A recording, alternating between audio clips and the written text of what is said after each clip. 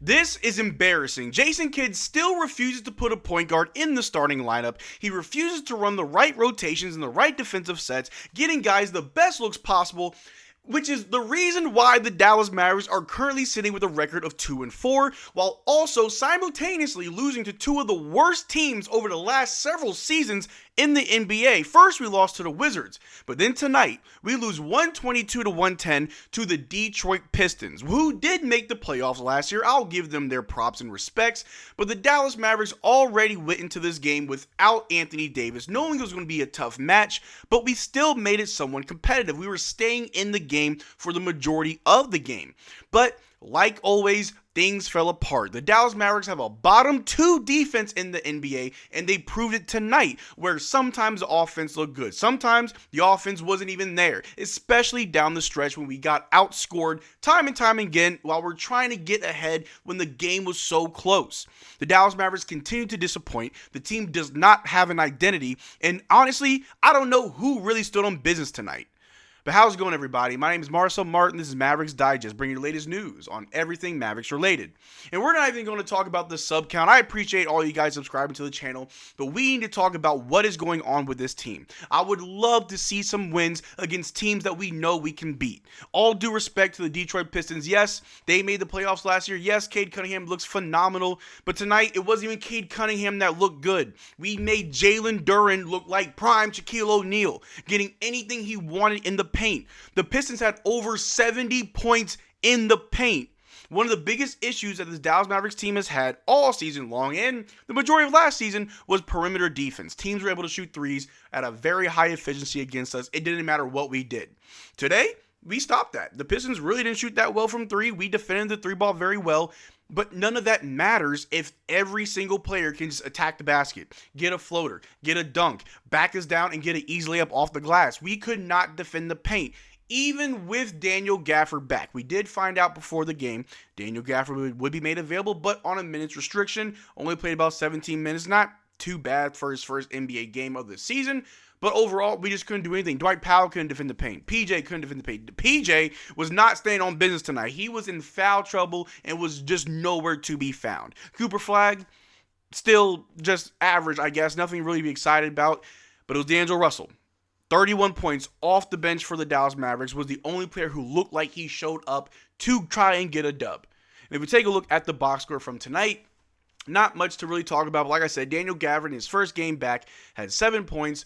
7 points, 4 rebounds, 3 assists. Welcome back, Daniel Gafford. I'm glad that you were here.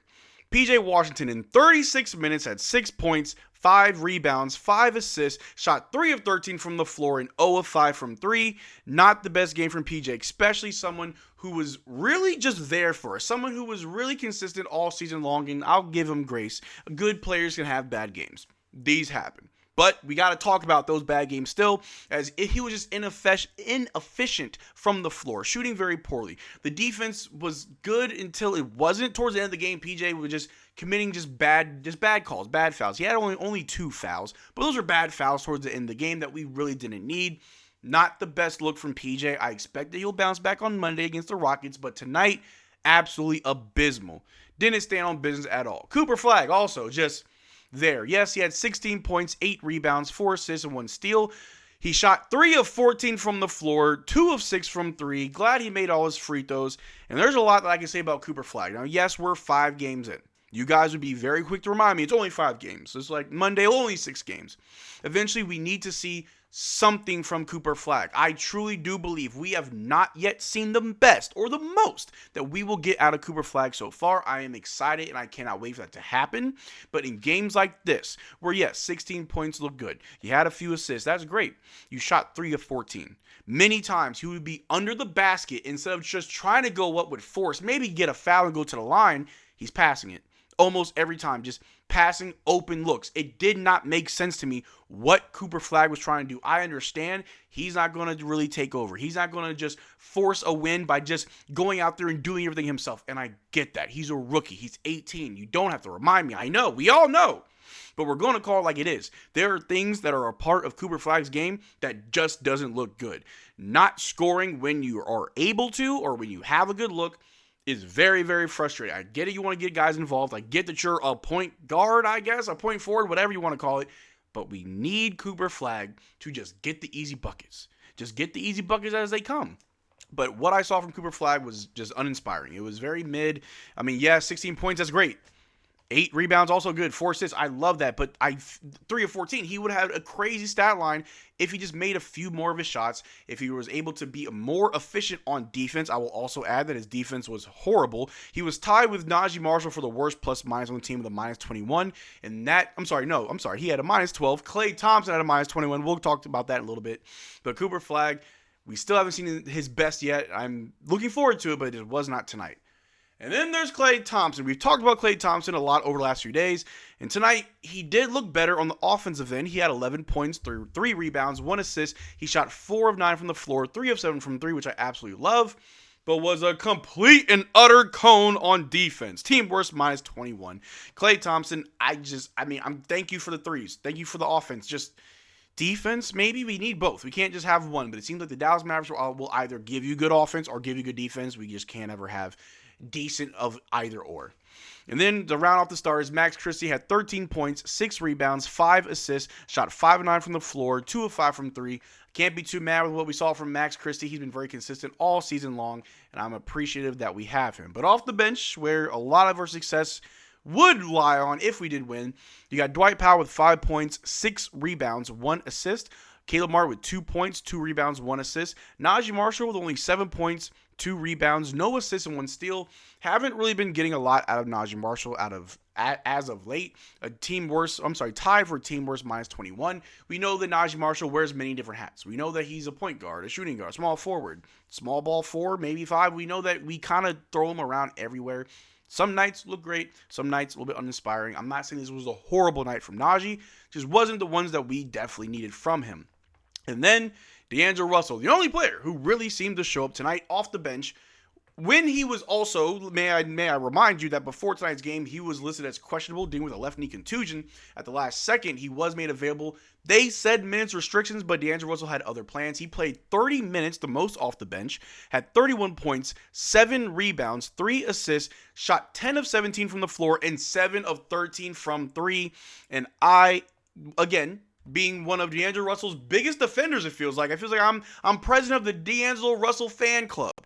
D'Angelo Russell is what this team needs. Either you put him in the starting lineup or you put some other point guard in the starting lineup. I don't know how many stats, how many metrics, how many things we need to look at till we realize D'Angelo Russell is good for this Dallas Mavericks team. One of the biggest issues that he's had for the majority of the season so far is the offense was just not efficient. His shooting has been bad.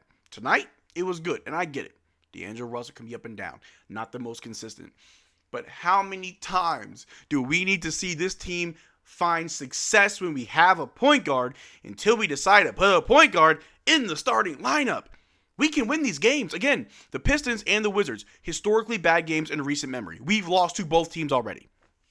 We can win these games. And it just blows my mind that we just can't. We make it so hard on ourselves. But to finish up with the box score, Brandon Williams didn't really have that big of a night, but I'm glad that he was able to be productive, as he did have 12 points, 1 steal, shot 3 of 7 from the floor, and 1 of 4 from 3. And I guess we do got to talk about who stood on business. It didn't feel like anybody did because we still lost, but I got to give it to D'Angelo Russell. 31 points, 7 rebounds, 3 assists, and like I said, 7 of 13 from 3. I'm not too mad at that myself. But you guys let me know who you think stood on business. I think it's obviously D'Angelo Russell. But a few other things that we're definitely going to take a look at before we go. Like I said, D'Angelo Russell, 31 points, 7 rebounds, 10 of 17 from the floor, 7 of 13 from 3. Was a much better shooting night, better offense, was able to get things going, hit some very clutch threes at the end of the fourth quarter, hit 2 or 3 back-to-back to just try to will us back in this game, and it really was everybody else that just kind of fell apart. But to continue, we do have a few other things. Jason Kidd, why are you setting doubles at half court with no rim protection? This is the reason why our interior defense was horrible. This is why the Pistons had over 70 points scored in the paint. It didn't take a scientist or a genius to point it out, but yes, we're throwing doubles at half court, trying to be good on defense, and then there's the paint, wide open. Couldn't do nothing about it. But as well as, shout out to Glenn Jr. who tweeted this out saying, Mavs are allergic to defense. During the game, it was towards the end, the Pistons are currently outscoring them 72-26 in the paint. Pathetic. The Dallas Mavericks being one of the Dallas Mavericks being one of the biggest teams in the NBA. Dallas Mavericks having some of the best defense in the NBA. It is very easy for this team to fall apart. And there's a lot of things wrong. And I get it. It's just 5 games. But we got to look at how we're winning these games, how we're losing these games. We are getting destroyed. Yes, we lost by 12. We were never really down by that much until the end of the game. They kind of just gave up towards the end. And then 72-26 in the paint? That's horrible. We couldn't attack the basket at all. Thank God the jump shot was falling. We were able to get to the free throw line, hit our threes. Like, that's all great. But we couldn't do anything on the interior. We couldn't defend it at all. Absolutely embarrassing. Hopefully we bounce back on Monday. The Rockets really haven't been doing that well either, but it really doesn't matter. There's no such thing as a free and easy win anymore for the Dallas Mavericks, but let me know what you think in the comment section down below. How do you feel about today's game? Were you upset by it? Is this exactly what you thought was going to happen, or are we still just overreacting? Let me know what you think in the comment section down below. We can have a conversation about it. But till next time, y'all take care, drink water. Peace.